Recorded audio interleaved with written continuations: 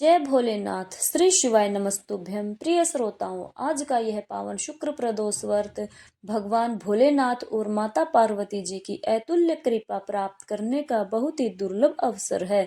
ऐसी मान्यता है कि जो भी श्रद्धा और सच्चे मन से आज की कथा को सुन लेता है, उस पर भी भगवान शिव और माता पार्वती जी की करुणा अवश्य बरसती है। संभवतः आज ही भोलेनाथ आपकी बाधाएं भी हर ले और माता पार्वती आपके घर में सुख, सौभाग्य और समृद्धि का वास कर दे। इसलिए समय निकालकर इस कथा को अवश्य सुनना। एक बार भगवान शंकर और माता पार्वती जी साथ साथ पद यात्रा पर संसार के भ्रमण के लिए निकले। संसार में अनेक स्थानों पर घूमने के बाद एक बार देवी पार्वती जी थक गई और उन्होंने भगवान शिव से थोड़ी देर विश्राम करने के लिए कहा। भगवान शिव ने विश्राम करने के लिए हामी भर दी और फिर वे दोनों एक बड़े से पीपल के पेड़ के नीचे छांव में बैठ गए। थोड़ी ही देर बाद भगवान शिव अपनी करवट बदल कर लेट गए, लेकिन माता पार्वती की नजरें उन चींटियों की कतार पर टिकी हुई थी जो एक जगह से दूसरी जगह पर रेंगती भी जा रही थी। चींटियों के बीच में रास्ते में पड़ा था एक रेंगने वाला कीड़ा, जिसे वे चींटियां लगातार चलते हुए काट रही थी। वह कीड़ा अपनी रक्षा करने में असमर्थ था, क्योंकि चींटियां बहुत सारी थी और कीड़े को इस तरह चींटियों के काटने से अत्यधिक पीड़ा हो रही थी। वह अपनी रक्षा के लिए छटपटा रहा था। माता पार्वती जी यह दृश्य देखकर दुखी होने लगी। माता कैसे न कैसे करके उस कीड़े की पीड़ा मिटाना चाहती थी, लेकिन खुद करने में असमर्थ थी। तो माता ने कीड़े को इस समस्या से मुक्ति दिलाने के लिए भगवान शिव से प्रार्थना की। भगवान शिव ने जब खड़े होकर उस कीड़े को देखा, तो उन्होंने देवी पार्वती को समझाया कि आप इस पर ध्यान मत दो। यह किसी पीड़ा में नहीं है, बल्कि अपने कर्मों का ही फल भोग रहा है। लेकिन माता पार्वती अपने कोमल हृदय से इस कठोर और पीड़ादायी दृश्य को देखकर बहुत दुखी थी। उन्होंने फिर से भगवान शिव से उस कीड़े की पीड़ा को मिटाने के लिए लगातार प्रार्थना की, लेकिन भगवान शिव भी उन्हें यही समझाते रहे कि इस पर ध्यान मत दो, क्योंकि यह तो अपने कर्मों का फल भोग रहा है और सभी को एक ना एक दिन अपने कर्मों का फल भोगना ही होता है। भगवान शिव ने इस समस्या से मुक्ति दिलाने के लिए माता पार्वती जी से वहां से कहीं दूसरे स्थान पर चलने के लिए कहा, ताकि उनका ध्यान वहां से हट सके। लेकिन माता पार्वती जी ने भी हठ पकड़ रखी थी। वह कहने लगी, प्रभु, जब तक इस कीड़े की पीड़ा नहीं मिटेगी, मैं यहाँ से कहीं नहीं जाऊंगी। अब भगवान शिव को देवी पार्वती जी की हठ के आगे मजबूर होकर उस कीड़े की पीड़ा मिटानी पड़ी। भगवान शिव बोले, देवी ठीक है, मैं इसका कष्ट दूर कर रहा हूँ, लेकिन अगर बाद में यह कुछ गड़बड़ करे तो तुम मुझे दोष मत देना। भोलेनाथ की बात सुनकर देवी पार्वती जी कहने लगी, ठीक है प्रभु, पहले आप इसका कष्ट तो मिटाइए। फिर भगवान शिव ने अपनी शक्तियों से उस कीड़े को राजा, चींटियों को उसकी प्रजा और उनके लिए एक बहुत ही सुंदर नगरी बना दी, जिसमें राजा का आलीशान महल था। अब यहाँ से उस राजा की वास्तविकता शुरू होती है, जिस कारण उसे एक कीड़े के रूप में पीड़ा मिल रही थी। अब जब सब कुछ बनकर तैयार हो गया, तब भगवान शिव राजा से, जो पहले जन्म में कीड़ा था, उससे कहा कि भाई, अब तू अपना राजपाट संभाल, हम यहाँ से चलते हैं। लेकिन राजा अपने व्यवहार से बड़ा ही घमंडी था और वह एक चरित्रहीन भी था। उसने माता पार्वती जी की ही सुंदरता पर मोहित होकर उनका ही हाथ पकड़ लिया और भगवान शिव का यह कहकर अपमान किया कि तू एक योगी, वन वन भटकने वाला, एक साधारण सा ब्राह्मण, भला तेरे साथ यह सुंदर स्त्री कैसे रह सकती है? अरे, इसकी जगह तो मेरे महल में है, जिसे मैं अपनी रानी बनाऊंगा। इतनी सुंदर स्त्री एक राजा की रानी ही बन सकती है, ना कि एक साधारण से योगी की, जिसे ना अपने आज का पता है और ना ही अपने कल का। अब मेरी बात सुन और यहाँ से चुपचाप चला जा, यह तो मेरी रानी बनेगी। तब भगवान शिव ने उस राजा को, जो अपने पूर्व जन्म में कीड़ा था, समझाने की बहुत कोशिश की। भगवान बोले, यह मेरी पत्नी है, तू अपना राजपाट संभाल, तुझे तो हजारों रूपमती मिल जाएंगी। भगवान शिव ने उसे समझाने का बहुत प्रयास किया, लेकिन वह राजा था, अपनी ही जिद पर अड़ा रहा। तब भगवान शिव कहने लगे, ठीक है राजा, तू इसे अपनी रानी बना ले, मैं चलता हूँ। भगवान की यह बात सुनते ही माता पार्वती भगवान शिव के चरणों में गिर गई और बोली, स्वामी, आप मुझे इस दुविधा में छोड़कर अकेले कैसे जा सकते हैं? तब भगवान शिव बोले, देवी, मैंने तो तुमसे पहले ही कहा था कि मैं इसका कष्ट मिटा दूंगा, लेकिन बाद में अगर यह कुछ गड़बड़ करता है तो तुम मुझे इसका दोष मत देना। माता पार्वती जी बोली, हे नाथ, मुझे क्षमा कीजिए, मैं कर्म सिद्धांत को नहीं पहचान सकी, लेकिन अब मैं समझ गई हूँ कि यह घमंडी और चरित्रहीन मानव अपने पिछले जन्म के कर्मों का ही फल भोग रहा था। इस क्रूर मानव ने अवश्य ही अपने जीवन में अनंत पाप किए होंगे, जिसका दंड इसे आज इस कीड़े के रूप में भुगतना पड़ रहा है। अब भगवान शिव प्रसन्न हुए कि चाहे देवी पार्वती ने हट करके ही इसका कष्ट मिटाना चाहा, परंतु अब वह कर्म सिद्धांत को समझ चुकी थी। फिर भगवान शिव ने अपनी शक्तियों से सारी परिस्थितियां पहले जैसी ही कर दी। राजा को वही पहले की तरह कीड़ा और प्रजा को पहले की तरह चींटियां बनाकर उसके कर्म सिद्धांत को उसके हाल पर छोड़ दिया। अब माता पार्वती जी भी प्रसन्न होकर भगवान शिव के साथ अपने भ्रमण पर पुनः निकल पड़ी। इसी तरह प्राणियों को अपने अच्छे और बुरे कर्मों का फल तो भोगना ही पड़ता है। आज नहीं तो कल, कल नहीं तो परसों, और इस जन्म में नहीं तो अगले जन्म में फल तो भोगना ही होगा। कथा के अनुसार प्राचीन समय में एक नगर में 3 मित्र रहा करते थे। तीनों ही आपस में घनिष्ठ मित्र थे। इन तीनों में एक राजा का बेटा था, दूसरा ब्राह्मण पुत्र और तीसरा एक सेठ का पुत्र था। राजकुमार और ब्राह्मण के पुत्र का तो विवाह हो चुका था, लेकिन सेठ के पुत्र के विवाह के बाद गोना नहीं हुआ था। एक दिन तीनों मित्र आपस में नारियों पर चर्चा कर रहे थे। ब्राह्मण पुत्र ने नारियों की प्रशंसा करते हुए कहा कि नारी के बिना घर भूतों का डेरा होता है। यह वचन सुनकर सेठ के पुत्र ने अपनी पत्नी को घर लाने का तुरंत निश्चय किया। अब सेठ का पुत्र अपने घर गया और अपने माता पिता को इस बारे में बताया। तब उसके माता पिता ने अपने बेटे से कहा कि बेटा, अभी शुक्र देवता डूबे हुए हैं। इन दिनों में बहू बेटियों का उनके घर से विदा करके लाना शुभ नहीं होता, इसलिए शुक्रोदय के बाद ही तुम अपनी पत्नी को विदा करा के लाना। सेठ का पुत्र अपनी जिद पर अड़ा रहा और पत्नी को लेने ससुराल जा पहुंचा। सास ससुर ने भी उसको समझाने की बहुत कोशिश की, किंतु वह नहीं माना। अंत में विवश होकर उन्हें अपनी कन्या को विदा करना पड़ा। ससुराल से विदा होकर सेठ का पुत्र अपनी पत्नी के साथ नगर से बाहर निकला ही था कि उनकी बैलगाड़ी का पहिया टूट गया और एक बैल की टांग भी टूट गई। पत्नी को भी बहुत चोट आई। सेठ के पुत्र ने आगे चलने का प्रयास जारी रखा। कुछ दूर आगे बढ़े थे कि तभी कुछ डाकुओं ने उन्हें घेर लिया और वे उनका सारा धन लूट कर ले गए। अब किसी तरह सेठ पुत्र अपनी पत्नी के साथ जैसे तैसे रोता हुआ घर पहुंचा। तभी सांप ने उसे काट लिया। उसके पिता ने वैद्यों को बुलाया। तब उन्होंने कहा कि आपका पुत्र 3 दिन में ही प्राण त्याग देगा।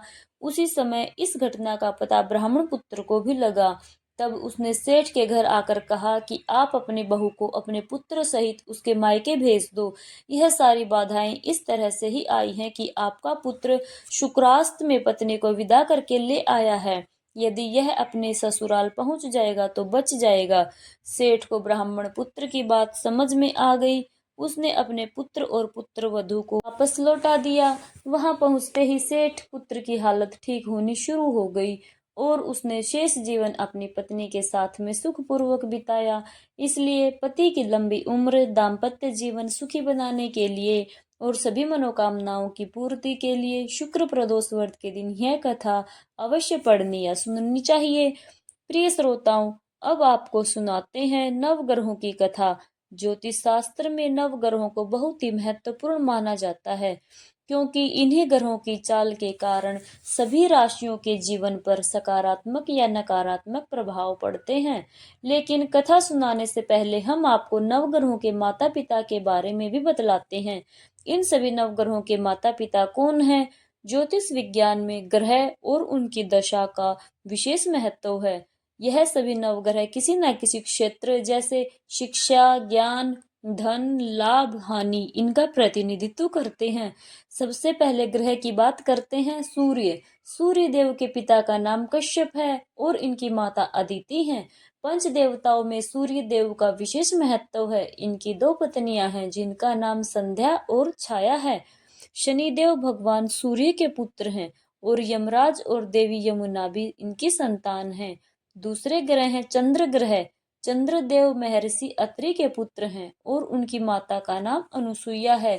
शास्त्रों के अनुसार चंद्रदेव की 27 पत्नियां हैं जो 27 नक्षत्रों का प्रतिनिधित्व करती हैं।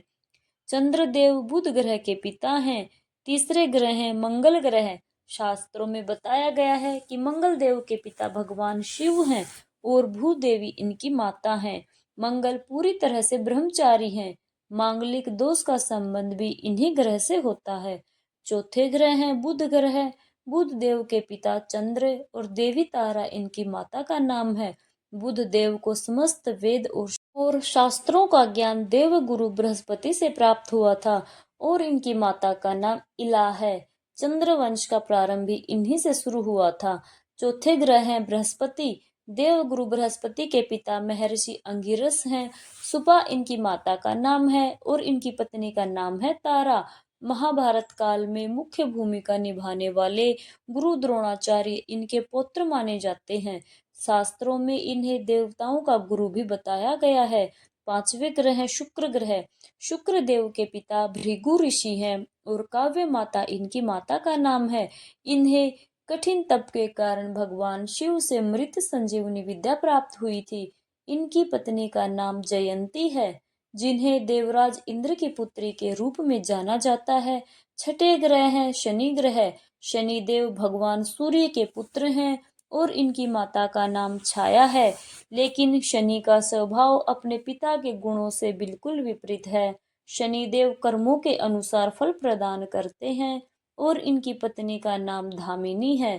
सातवें ग्रह हैं सातवें आठवें ग्रह के रूप में राहु और केतु को जाना जाता है जो कि समुद्र मंथन के समय तक अमृतपान करने से पहले तक स्वर भानु था जिसके पिता का नाम विप्रचित है और माता का नाम सिंहिका है। राहु की दो पत्नियां हैं जिनका नाम नागवल्ली और नागकणी है।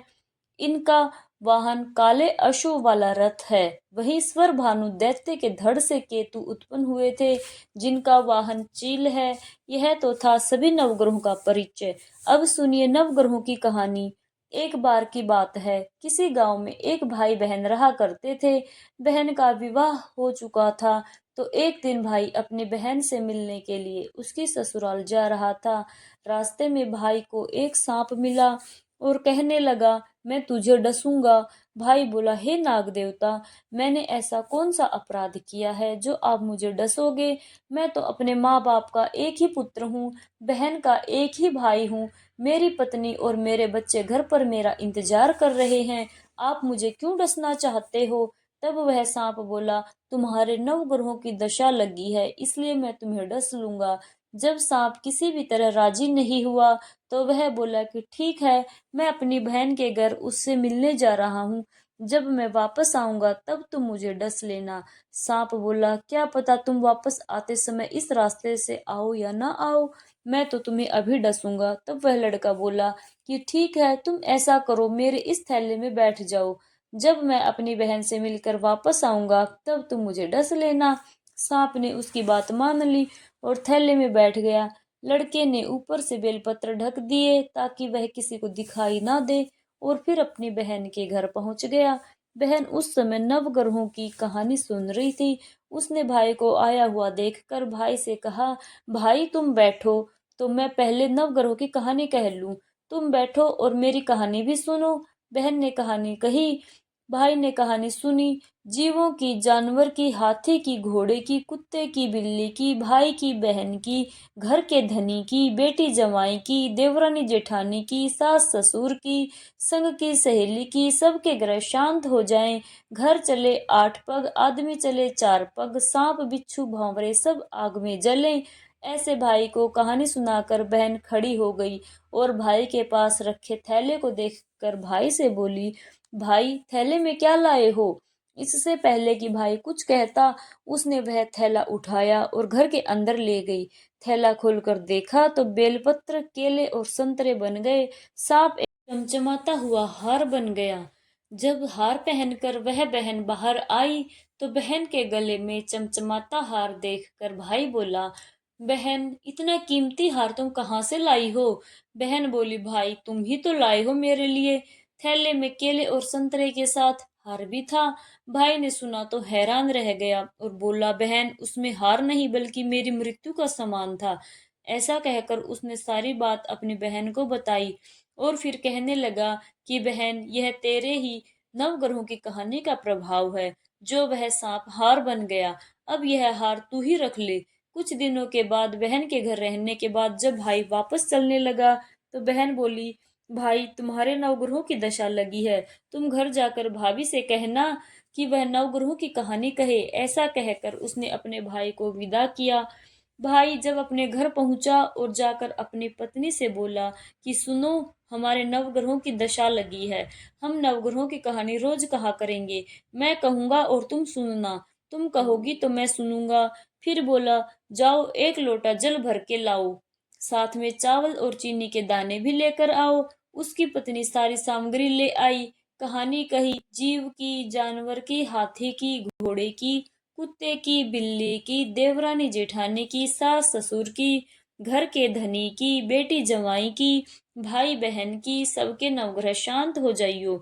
घर चले 8 पग, आदमी चले 4 पग, सांप बिच्छू भंवरे सब आग में जल जाइयो। सभी नवग्रहों को नमस्कार है। जैसे नवग्रहों की दशा भाई की उतरी, वैसे ही इस कहानी को कहते सुनते और हुंकारा भरते सभी की उतरे।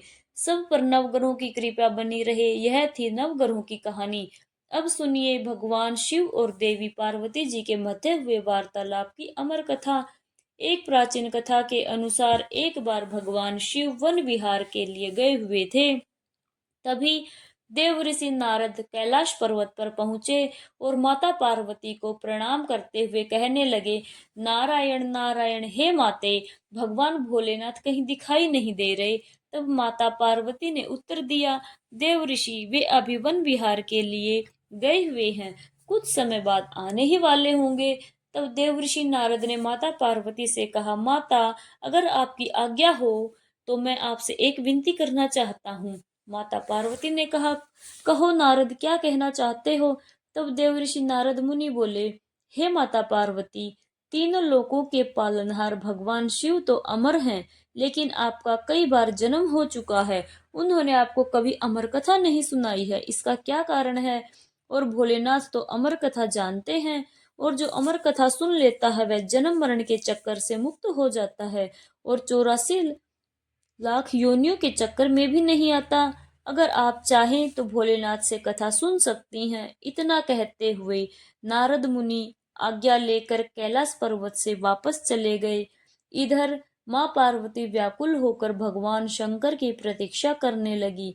जब भोलेनाथ वन विहार से वापस लौट कर आए तो देवी पार्वती ने भगवान शंकर से कहा, हे स्वामी, आप तो सृष्टि के दाता हो, जगत के भाग्य विधाता हो, और आपकी अर्धांगिनी अत्यंत कष्ट से व्याकुल हो रही है। तब भगवान भोले शंकर ने माता पार्वती से उनके कष्ट का कारण पूछा।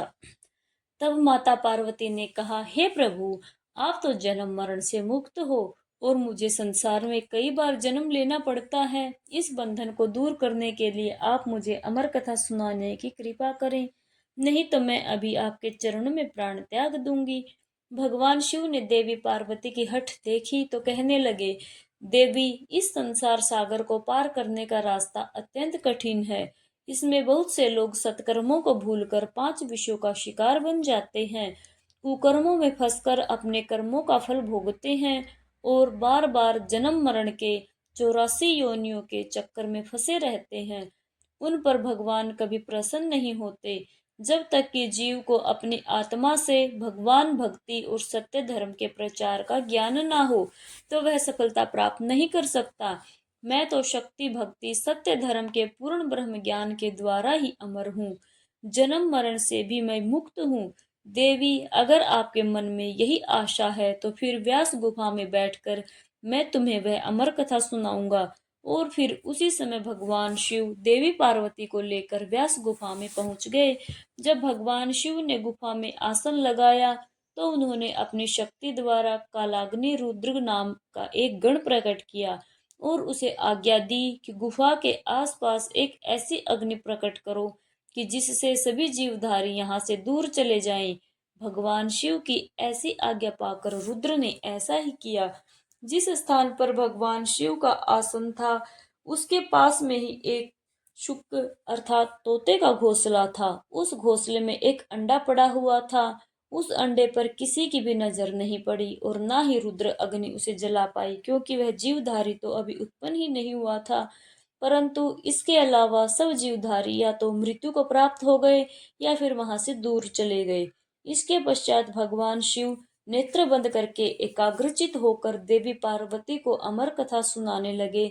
अमर कथा की शक्ति के द्वारा उस अंडे से एक जीव प्रकट हो गया और इधर अमर कथा सुनते सुनते देवी पार्वती को निद्रा आ गई। अब देवी पार्वती के स्थान पर वह शुक पक्षी अमर कथा सुनकर हुंकारा भरने लग गया। अमर कथा जब संपूर्ण हुई तब भगवान शिव ने नेत्र खोले और देवी पार्वती जी से पूछा, क्या आपने अब अमर कथा सुन ली? क्या अब भी आपके मन में कोई शंका है?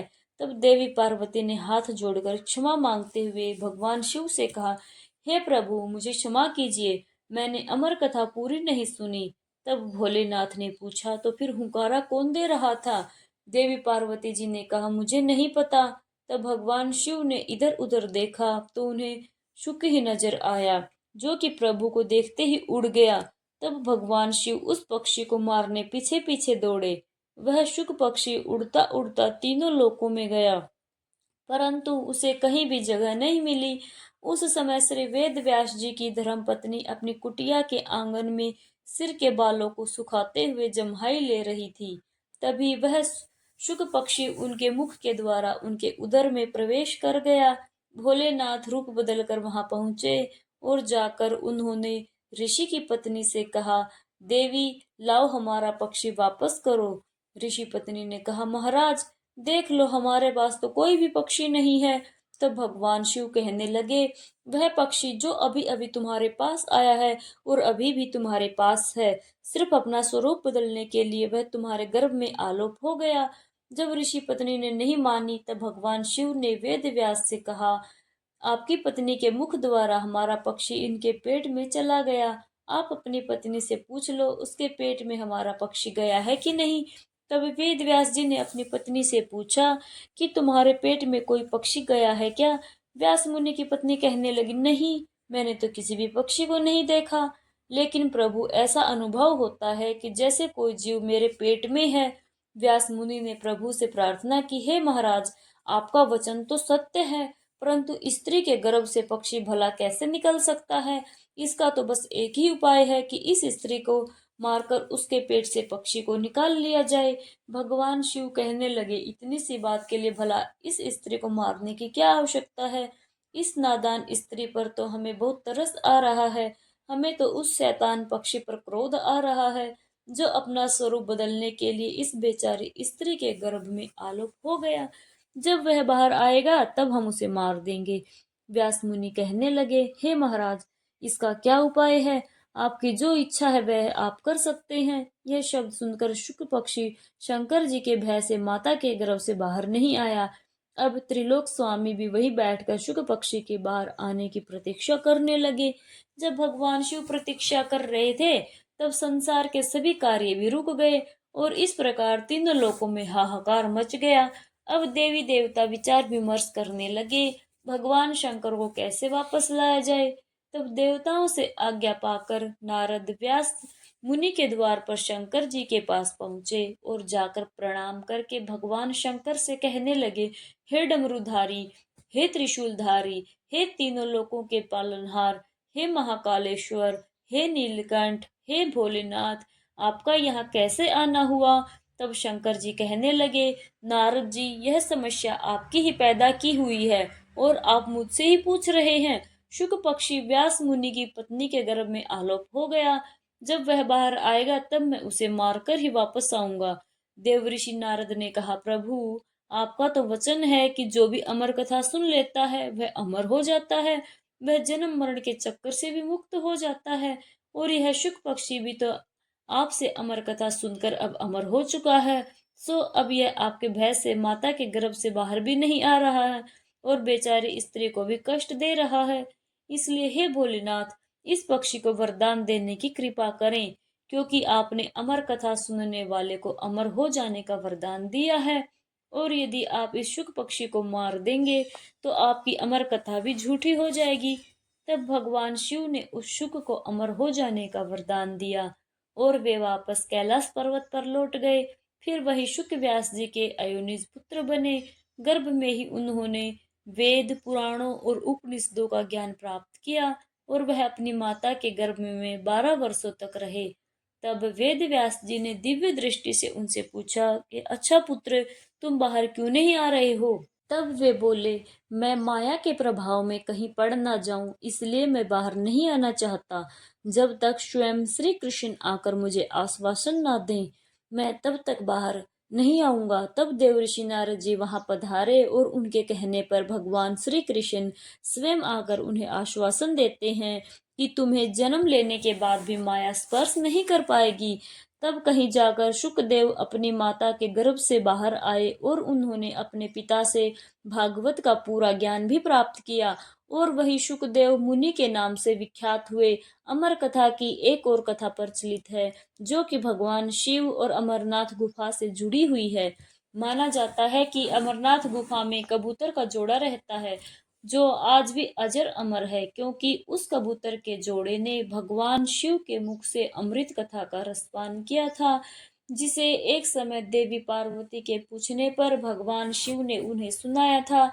तो आइए अब सुनते हैं भगवान शिव और माता देवी के बीच संवाद की यह अमर कथा। अमरनाथ गुफा से जुड़ी एक पौराणिक मान्यता है कि भगवान शिव ने देवी पार्वती को इस गुफा में एक ऐसी कथा सुनाई थी, जिसमें अमरनाथ की यात्रा और उसके मार्ग में आने वाले अनेक स्थलों का वर्णन था। यह कथा कालांतर में अमर कथा नाम से विख्यात हुई।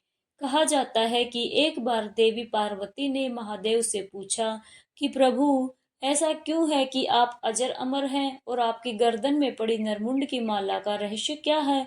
इस पर महादेव ने देवी पार्वती के प्रश्न का उत्तर देना उस समय उचित नहीं समझा, इसलिए उन्होंने उस बात को टालने की कोशिश की। लेकिन देवी पार्वती की लगातार जिद के कारण इस रहस्य को बताना भोलेनाथ ने स्वीकार किया। कहते हैं इस रहस्य को बताने के लिए भगवान शिव को एकांत जगह की आवश्यकता थी, जिसकी खोज करते करते वे देवी पार्वती को लेकर आगे बढ़ते चले गए। गुप्त स्थान की तलाश में महादेव ने पहले अपने वाहन नंदी को सबसे पहले छोड़ा। नंदी जिस जगह पर छूटा उसे ही पहलगाम कहा जाने लगा। जहाँ से अमरनाथ यात्रा शुरू होती है, वहां से कुछ आगे जाने पर शिवजी ने अपने माथे से चंद्रमा को अलग कर दिया। जिस जगह पर उन्होंने चंद्रमा को छोड़ा वह जगह चंदनवाड़ी कहलाती है। इसके बाद भगवान शिव ने गंगा जी को पंचतरणी में और गले के सांपों को शेषनाग पर छोड़ दिया, जिस कारण इस पड़ाव का नाम शेषनाग पड़ गया। अमरनाथ यात्रा का अगला पड़ाव गणेश टोप है। मान्यता है कि इस स्थान पर भगवान शिव ने अपने पुत्र गणेश को छोड़ा था। इस प्रकार इन सभी को पीछे छोड़ने के बाद भगवान शिव ने देवी पार्वती के साथ उस गुफा में प्रवेश किया। कोई भी तीसरा प्राणी इसमें प्रवेश ना कर पाए, इसके लिए भगवान शिव ने गुफा के चारों ओर अग्नि को प्रज्वलित कर दिया। इसके बाद महादेव ने जीवन के उस गूढ़ रहस्यों की कथा शुरू कर दी। कहते हैं कथा सुनते सुनते देवी पार्वती को निद्रा आ गई। उस समय वो कथा वहां दो सफेद कबूतर भी सुन रहे थे। जब कथा समाप्त हुई और भगवान शिव का ध्यान माता पार्वती पर गया, तो उन्होंने देवी पार्वती को सोया हुआ पाया और महादेव की दृष्टि उन दोनों कबूतरों पर पड़ी। दरअसल वे दोनों कबूतर उससे पहले वहां पर उपस्थित एक घोंसले में पड़े हुए थे, जो कि एक अंडे के रूप में थे। इसी बीच में अंडे फूटे और उसमें से दो नन्हे नन्हे कबूतर निकल आए और उन्हीं कबूतरों ने भगवान शिव के द्वारा सुनाई गई कथा का श्रवण कर लिया। और जब कथा के बीच में देवी पार्वती सो गई, तब उनकी जगह पर वे दोनों कबूतर ही हुंकारा भर रहे थे। यह बात जानकर महादेव को उन पर बड़ा क्रोध आया।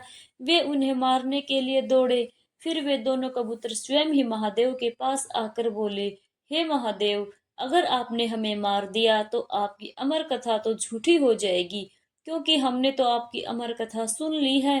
कहते हैं इस पर महादेव ने उन कबूतरों को वरदान दिया कि वह सदैव उसी स्थान पर भगवान शिव और देवी पार्वती के प्रतीक के रूप में रहेंगे। तभी से मान्यता है कि अमरनाथ गुफा में मौजूद कबूतरों का जोड़ा भगवान शिव और देवी पार्वती के प्रतीक के रूप में आज भी विद्यमान है। प्रेम से बोलिए ओम नमः पार्वती पतिये हर हर महादेव। ओम जय शिव ओंकारा भज जय शिव ओंकारा, ब्रह्मा विष्णु सदा शिव अर्धांगी धारा। ओम जय शिव ओंकारा, एकानन चतुरानन पंचानन राजे, हंसानन गरुड़ासन वृषवाहन साजे। ओम जय शिव ओंकारा, दो भुज चार चतुर्भुज दस भुज अति सोहे, त्रिगुण रूप निरखती भुवन जन मोहे। ओम जय शिव ओंकारा, अक्षमाला वनमाला मुंडमाला धारी, त्रिपुरारी कंसारी करमाला धारी। ओम जय शिव ओंकारा, श्वेतांबर पीतांबर बाघंबर अंगे, सनकादिक ब्रह्मादिक भूतादिक संगे। ओम जय शिव ओंकारा, कर के मध्य कमंडल चक्र त्रिशूल धरता, सुख करता दुख हरता जग पालन करता। ओम जय शिव ओंकारा, ब्रह्मा विष्णु सदा शिव जानत अविवेका, प्रणवाक्षर के मध्य ये तीनों एका। ओम जय शिव ओंकारा, त्रिगुण स्वामी जी की आरती जो कोई नर गावे, कहत शिवानंद स्वामी भजत हरि हर स्वामी, मनवांछित फल पावे। ओम जय शिव ओंकारा।